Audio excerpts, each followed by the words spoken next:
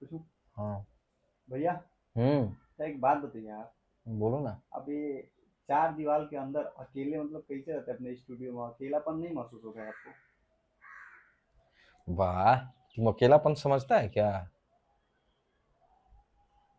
हाँ। हाँ बताइए, वही तो पूछ रहे, आप बताइए जरा हमको। आपको अकेलापन महसूस होता है कि नहीं? देखो, होता है, फैक्ट बात है। हाँ। बहुत दिन से मैं भी वीडियो देखा होगा, मैंने बनाया था इस चीज़ों के मैटर में, ठीक हाँ है। देखा हूँ तभी पूछा मैं। पूछा हूँ ना। हाँ। अकेलेपन का हमारे ख्याल से, जब तक लाइफ में तुम्हारे सही इंसान ना मिल जाए ना, हम्म, जब तक एकदम करेक्ट इंसान ना मिल जाए, तब तक अपने आप को अकेले रखो। है समझ में? हाँ समझ गया। एक समय होता है, ऐसा नहीं समझा, एक समय ऐसा होता है कि कैसे भी घुमा फिरा के, जैसे भी इधर से इधर, इधर से इधर, कोई ना कोई इंसान तुमको भगवान दे ही देते हैं, ठीक है।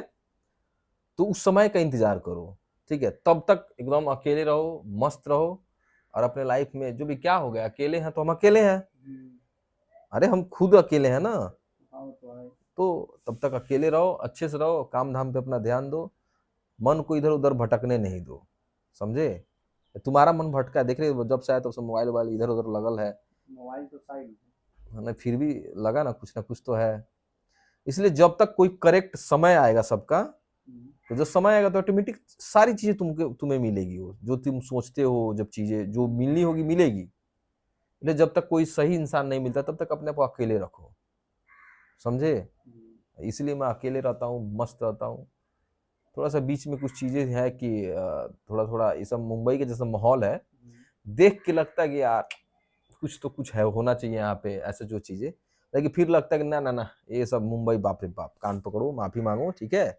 यहाँ ये सब चीजें बच के, ठीक है, यहाँ पे कोई ऐसा चीज नहीं होता है। हम्म, जो भी समय जो हिसाब से बना होगा, भगवान तुम्हारे लाइफ में देंगे उस इंसान को, ठीक है। हम्म। तब तक अकेले रहो, मस्त और रहो। आप बीच में मुंबई छोड़ने का भी कुछ बता रहे थे। मैं सोशल मीडिया के माध्यम से देखा था आपको। उसके हाँ, बाद वो क्या पहले हुआ? की बात है, हाँ, आज से 4 महीना पहले की बात है। हाँ, देखो क्या हुआ था ना, कि हमारे लाइफ में एक ऐसा समय आया था, यहाँ पे मुंबई तुम रहे हो, हाँ, तुम्हारा तो घर ही है यहाँ पे। हम्म, यहाँ का जीवन इतना उतार चढ़ा है ना, हाँ, कि उतना झंझाल हम झेल नहीं पाएंगे, क्योंकि शुरू से जिस तरह हम लोग गांव में रहे हैं, हाँ, यहाँ झंझाल जो है, आदमी झेल नहीं पा रहा था स्ट्रगल यहाँ का। हम्म, अब सोचो, रोज सुबह जो भी डेली उठना है, सुबह खाना अपने से बनाना, बर्तन धोना, फिर सारे घर की जो चीजें हैं खुद करना है।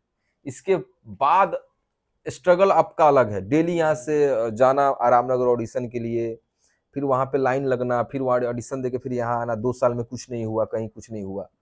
तो ये सब चीजें जो है ना, मन को और हौसला को तोड़ दिया था मेरा। ऐसा लगा था कि मैं यहाँ से छोड़ के मैं गांव चला जाऊंगा।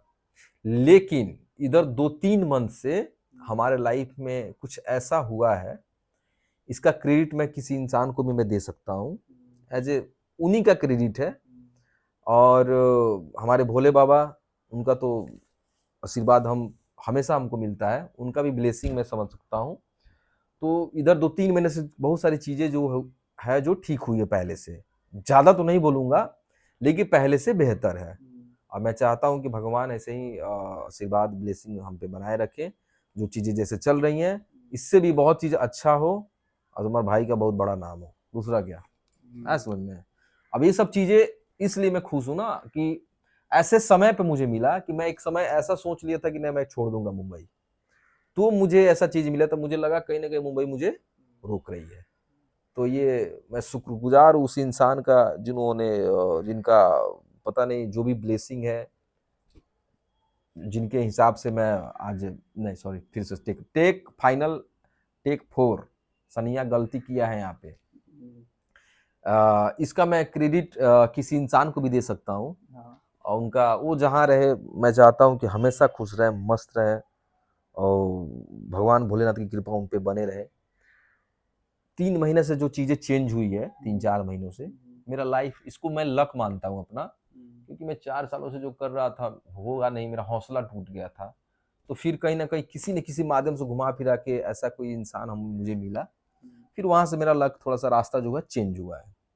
तो मैं तो अपना लक ही मानता हूँ, और हमारे भोले बाबा का ब्लेसिंग मानता हूँ, ठीक है।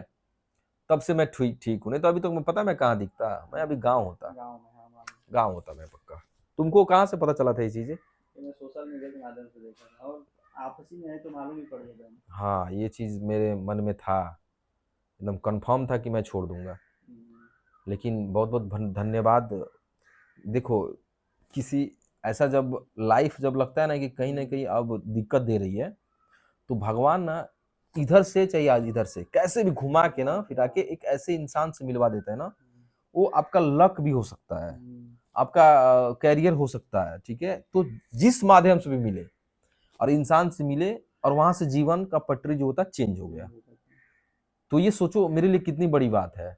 जो बंदा मैं सोच रहा था कि मैं मुंबई छोड़ दूंगा, और आज तुम्हारे सामने स्टूडियो 2 लाख रुपए लगा के मैं स्टूडियो में बैठा हूँ। स्टूडियो भी खोल दिया आप। हाँ, तो ये सब चीजें मतलब प्लस पॉइंट